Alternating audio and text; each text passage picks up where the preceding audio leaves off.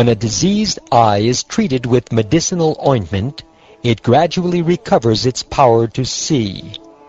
Similarly, as a conscious living entity cleanses himself of material contamination by hearing and chanting the pious narrations of my glories, he regains his ability to see me, the absolute truth, in my subtle spiritual form.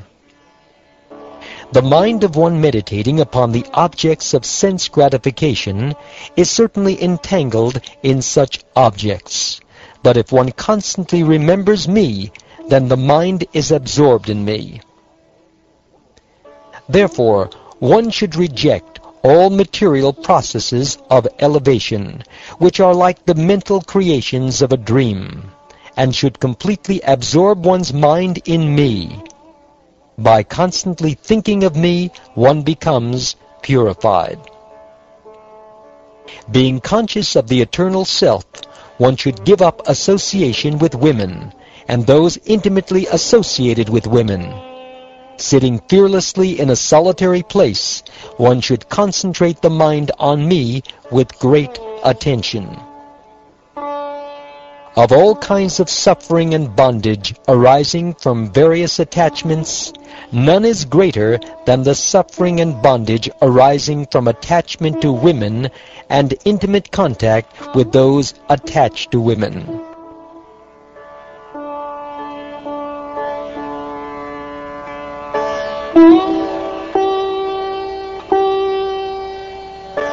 My dear lotus-eyed Krishna, by what process should one who desires liberation meditate upon you? Of what specific nature should his meditation be? And upon which form should he meditate? Kindly explain to me this topic of meditation. O Uddhava, sitting on a level seat that is not too high or too low, keeping the body straight and erect yet comfortable, placing the two hands on one's lap and focusing the eyes on the tip of one's nose, one should purify the pathways of breathing by practicing the mechanical exercises of Puraka, Kumbhaka, and Rechaka, and then one should reverse the procedure, Rechaka, Kumbhaka, Puraka. Having fully controlled the senses, one may thus practice pranayama step by step. Beginning from the Muladhara chakra, one should move the life air continuously upward, like the fibers in the lotus stalk, until one reaches the heart, where the sacred syllable Om is situated, like the sound of a bell. One should thus continue raising the sacred syllable upward the distance of 12 angulas, and there the Omkar should be joined together with the 15 vibrations produced with Anusvara. Being fixed in the Omkar, one should carefully practice the pranayama system 10 times at each sunrise, noon, and sunset. Then, after 1 month, one will have conquered the life air. Keeping the eyes half closed and fixed on the tip of one's nose, being enlivened and alert, one should meditate on the lotus flower situated within the heart. The lotus has 8 petals and is situated on an erect lotus stalk. One should meditate on the sun, moon, and fire, placing them one after the other within the whirl of that lotus flower. Placing my transcendental form within the fire, one should meditate upon it as the auspicious goal of all meditation. That form is perfectly proportioned, gentle, and cheerful. It possesses 4 beautiful long arms, a charming, beautiful neck, a handsome forehead, a pure smile, and glowing shark-shaped earrings suspended from 2 identical ears. That spiritual form is the color of a dark rain cloud, and is garbed in golden yellowish silk.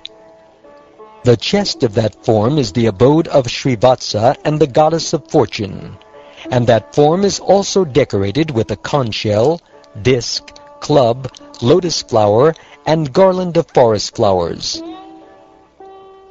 the 2 brilliant lotus feet are decorated with ankle bells and bracelets, and that form exhibits the Kaustuba gem along with an effulgent crown. The upper hips are beautified by a golden belt, and the arms are decorated with valuable bracelets.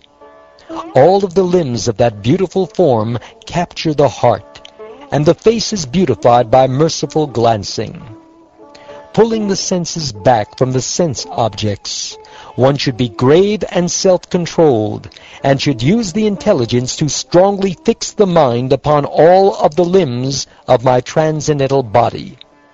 Thus one should meditate upon that most delicate transcendental form of mine. One should then pull the consciousness back from all the limbs of that transcendental body. At that time one should meditate only on the wonderfully smiling face of the Lord.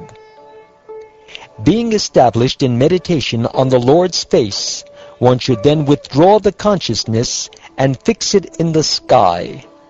Then, giving up such meditation, one should become established in me and give up the process of meditation altogether.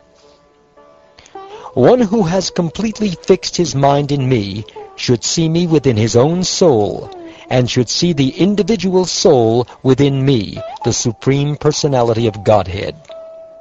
Thus he sees the individual souls united with the Supreme Soul, just as one sees the sun's rays completely united with the sun.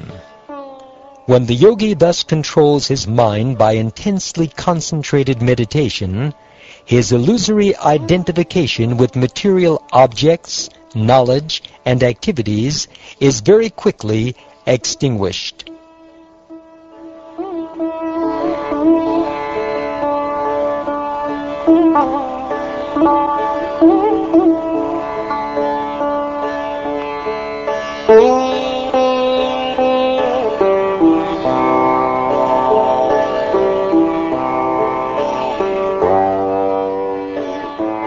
Thus ends the 14th chapter of the 11th canto of the Shrimad Bhagavatam, entitled Lord Krishna Explains the Yoga System to Sri Uddhava.